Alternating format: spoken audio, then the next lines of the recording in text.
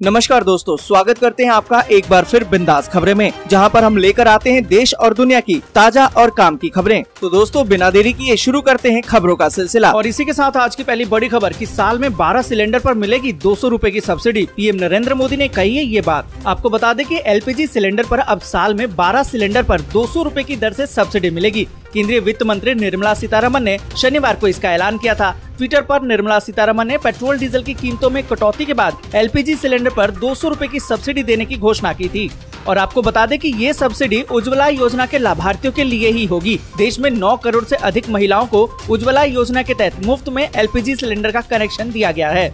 अगर आपके पास भी उज्ज्वला योजना का कनेक्शन है तो कमेंट करके जरूर बताएं क्या आपको भी सब्सिडी मिल रही है या नहीं। और आपको बता दें कि पीएम मोदी ने कहा कि हमारे लिए हमेशा से जनता प्रथम रही है। उन्होंने कहा कि उज्ज्वला योजना ने करोड़ों भारतीयों को फायदा पहुंचाया है, खासकर महिलाओं को, और इस फैसले से उन परिवारों को बड़ा फायदा होगा। उनके परिवार के बजट के लिए ये फैसला हितकारी है।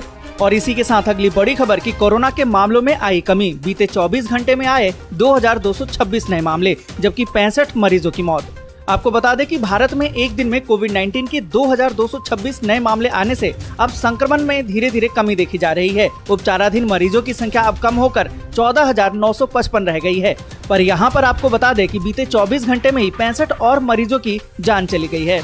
और इसी के साथ अगली बड़ी खबर कि ऑनलाइन कोचिंग ट्यूशन का अब बुखार उतर गया। बच्चों की कमी से शिक्षकों की छटनी करने पर मजबूर हुई कंपनियां। आपको बता दें कि कोरोना काल बीतने के साथ ही अब ऑनलाइन ट्यूशन या फिर कोचिंग का बुखार उतरता दिखाई दे रहा है। कोरोना संक्रमण के कमजोर होते ही सरकारों ने स्कूलों को खोलने की अनुमति दे दी है, जिससे पढ़ाई के लिए बच्चे अपनी पारंपरिक कक्षाओं की तरफ लौट गए हैं। और बच्चों के ट्यूशन के लिए भी अभिभावक दोबारा से पारंपरिक तरीके से फिजिकल एजुकेशन में ही शिक्षकों पर अब भरोसा करने लगे हैं। इससे ऑनलाइन एजुकेशन कंपनियों के पास छात्रों की कमी हो गई है, लिहाजा उन्हें अपना व्यवसाय सिमटता हुआ दिखाई दे रहा है। छात्रों की कमी से जूझ रही कंपनियां अब टीचर्स और अन्य सपोर्टिंग स्टाफ की छटनी करने पर मजबूर हो गई है।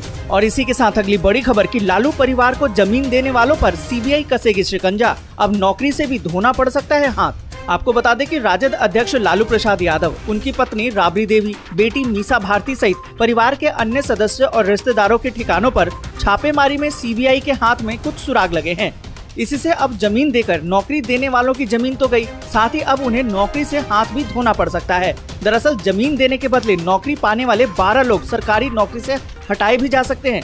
आपको बता दें कि सीबीआई की 2 दर्जन से अधिक अधिकारियों की टीम ने एक साथ ही महुआबाद, पटना और गोपालगंज में छापेमारी की थी। साथ ही नौकरी पाने वालों और उनके परिजनों से घंटों पूछताछ भी हुई थी। और इसी के साथ अगली बड़ी खबर की मनमानी पर ओला उबर को नोटिस जारी। सुधार नहीं हुआ तो होगी कार्रवाई। आपको बता दें कि केंद्रीय उपभोक्ता संरक्षण प्राधिकरण ने ऑनलाइन कैब सेवा देने वाली कंपनियों जैसे कि ओला और उबर को नोटिस जारी कर दिया है। इन दोनों कंपनियों पर अनुचित व्यापार व्यवहार और उपभोक्ता अधिकारों के उल्लंघन का आरोप है।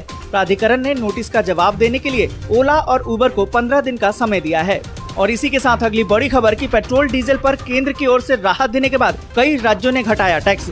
आपको बता दें कि केंद्र सरकार ने पेट्रोल और डीजल पर एक्साइज ड्यूटी कम की है। यहाँ पर केंद्र ने पेट्रोल पर 8 रुपए प्रति लीटर और डीजल पर 6 रुपए प्रति लीटर का टैक्स घटाया है, जिसके बाद पेट्रोल की कीमत में 9.5 रुपए और डीजल 7 रुपए सस्ता हो गया है। केंद्र सरकार के इस ऐलान के बाद अब राजस्थान और केरल सरकार ने भी पेट्रोल डीजल के दाम घटा दिए हैं। आपको बता दें कि राजस्थान सरकार ने पेट्रोल पर 2.48 रुपए प्रति लीटर और डीजल पर 1.16 रुपए प्रति लीटर वैट कम कर दिया है। इसके बाद अब राज्य में पेट्रोल के दाम 10.48 रुपए और डीजल 7.16 रुपए प्रति लीटर सस्ता हो गया है। इस बीच आपको बता दें कि केरल सरकार ने भी पेट्रोल और डीजल पर स्टेट टैक्स कटौती का ऐलान किया है। केरल में पेट्रोल पर 2.41 रुपए और डीजल पर 1.36 रुपए की कटौती की घोषणा की गई है। केरल में अभी 1 लीटर पेट्रोल की कीमत 117.17 रुपए है, जबकि डीजल 103.93 रुपए प्रति लीटर है। और इसी के साथ अगली बड़ी खबर कि ज्ञानवापी मस्जिद प्रकरण में आज होगी सुनवाई। जिला जज की अदालत में सुनवाई का सुप्रीम कोर्ट ने दिया है आदेश। आपको बता दें कि ज्ञानवापी परिसर में स्थित मां श्रृंगार गौरी के दैनिक पूजा अर्चना की इजाजत और अन्य देवी देवताओं को संरक्षित करने को लेकर जो याचिका दायर की गई थी, उसकी सुनवाई आज जिला जज की अदालत में होगी। यहाँ पर आपको बता दें कि सुप्रीम कोर्ट ने मंदिर पक्ष के मुकदमे की योग्यता पर सवाल उठाने वाले मस्जिद पक्ष की दाखिल अर्जी पर प्राथमिकता के आधार पर सुनवाई करने का जिला जज को आदेश दिया है। और इसी के साथ अगली बड़ी खबर कि चीन कितनी भी कर ले तैयारी, भारत भी कर रहा है बॉर्डर पर चाक चौबंद इंतजाम। आपको बता दें कि चीन की पीपल्स लिबरेशन आर्मी यानी कि PLA पेंगोंग सो झील पर अपना इंफ्रास्ट्रक्चर मजबूत करने में जुटी हुई है। ऐसे में भारतीय सेना भी नुब्रा घाटी को दौलत बेग ओल्डी से जोड़ने वाली सड़क पर तेजी से काम कर रही है, जिससे कि सेना चीनी मोर्चे पर तेजी से आगे बढ़ सकेगी। यहाँ पर आपको बता दें कि शीर्ष सरकारी सूत्रों ने बताया कि सीमा सड़क संगठन ने नई सड़क पर काम तेज कर दिया है, जो नुब्रा घाटी को DBO क्षेत्र से जोड़ेगी और भारतीय बलों को देपसांग मैदान तक पहुँचने का विकल्प भी देगी। और इसी के साथ अगली बड़ी खबर कि इमरान खान ने पाकिस्तान को दी भारत की मिसाल, जमकर की मोदी सरकार की प्रशंसा। आपको बता दें कि इमरान ने अमेरिका के दबाव के बावजूद रूस से रियायती तेल खरीदने के लिए भारत की फिर एक बार प्रशंसा की है। उन्होंने कहा कि उनकी सरकार एक स्वतंत्र विदेश नीति की मदद से इसे हासिल करने के लिए काम कर रही है। उन्होंने पाकिस्तान की मुस्लिम लीग के नेतृत्व वाली सरकार पर बिना सिर वाले मुर्गे की तरह अर्थव्यवस्था के लिए फटकार लगाई है। उन्होंने कल मोदी सरकार द्वारा पेट्रोल डीजल की कीमतों में कटौती की घोषणा की सराहना की है।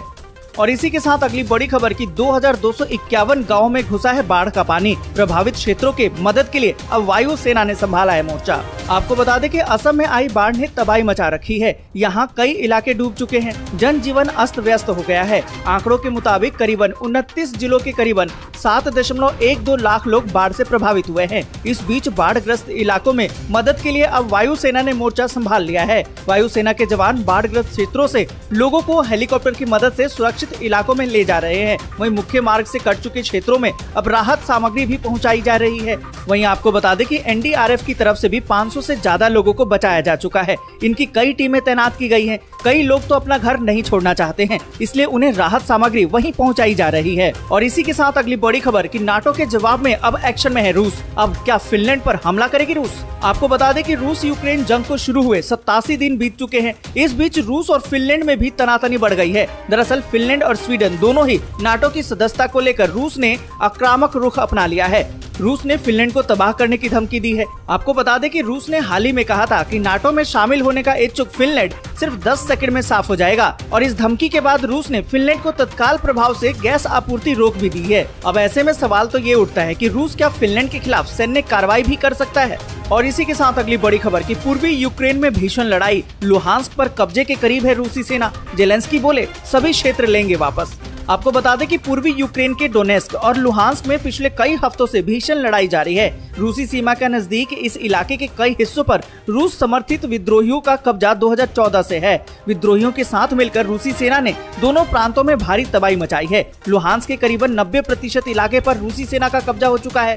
रूसी सेना अब यहाँ पर अंतिम वार कर रही है। इस बीच आपको बता दें कि यूक्रेन के राष्ट्रपति वोलोदिमीर जेलेंस्की ने कहा है कि रूस का सभी भूभागों पर कब्जा अस्थायी है। वो चाहे डोनबास का इलाका हो या क्रीमिया का, सभी इलाके यूक्रेन के पास वापस आएंगे।